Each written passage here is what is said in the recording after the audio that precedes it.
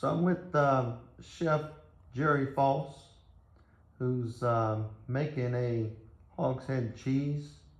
So Jerry, tell me, growing up, a little bit about Cabanossi Plantation. Yeah, I grew up, all of my brothers and sisters were born at my grandparents' house on Cabanossi Plantation in St. James. We were, I guess, my great-grandpa and one of his sons bought Cabanossi back in the 30s, and they first raised rice and then they raised sugarcane after a while.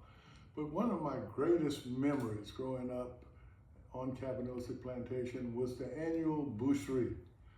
My grandpa, that we called Papa Zarang, he and his brothers and sisters and their in-laws, sisters-in-law and brothers-in-law, as well as my aunts and uncles and all of my cousins would gather on a cold weekend in February, and they would kill 6 pigs.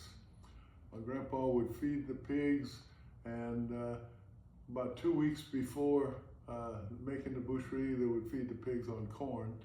But on that weekend, they would kill the 6 pigs and scrape them, and they would quarter them and then put them hanging on the side of his corn house. I can still picture those pigs hanging there.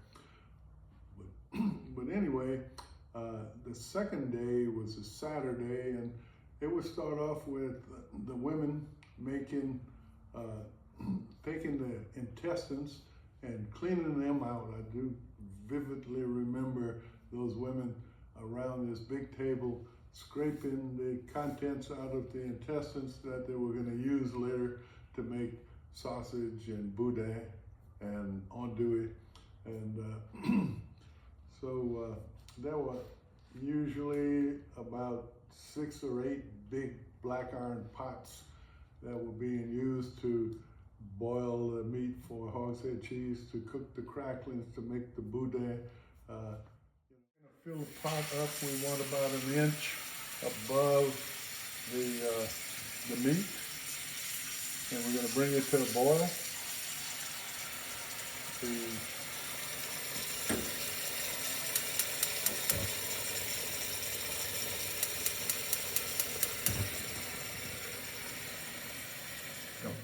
Now that we've got the water covered, we're going to add some Tonys. We're going to add some onions. We're going to add some black pepper, a little bit of garlic, a little bit of paprika, which I'm going to add more to later on, but I'm just putting the basics in while we boil this. It's got to boil for an hour. So after an hour, we're going to take the meat out, and we're going to, chop it up finer, and we'll run this pigskin through a food processor, and it kind of makes sort of almost like a paste that it's going to help it all to gel together. It's been cooking for an hour, so we're going to shut the fire off and remove the pork and the skins. We're going to pour it here into a colander with a pot under it to catch the drippings, because we'll use the drippings later on when we run the skins through a food processor. But anyway, so what we're doing now, we're just separating the pork skin from the meat, and we'll chop up the pork, and we'll run this skin through a food processor, and kind of makes almost like a paste. So I'll add a little liquid to it, some of the liquid that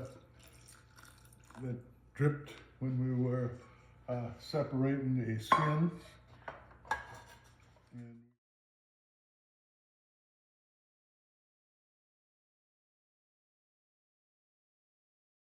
Okay, so we just finished chopping the meat. We've chopped some of it real fine, and then we chopped half of it that's a little more chunky. And the pork back to it. First the chunky meat, and then the fine stuff. We'll stir it all in.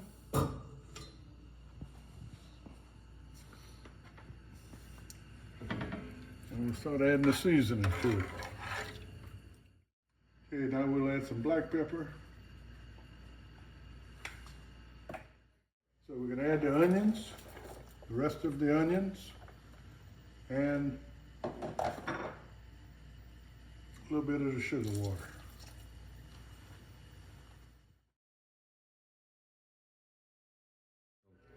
So we're gonna let this boil for another 45 minutes. Then I'll add green onions and parsley to it. And a bit of the parsley and also some green onions. Okay, so we're ready. It's been cooking now for an hour.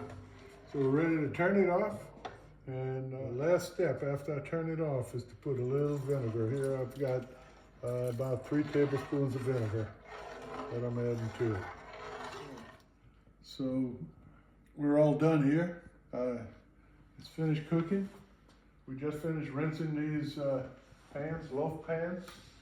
I've got 8 of these loaf pans, and we'll start by just starting to ladle this into the pans.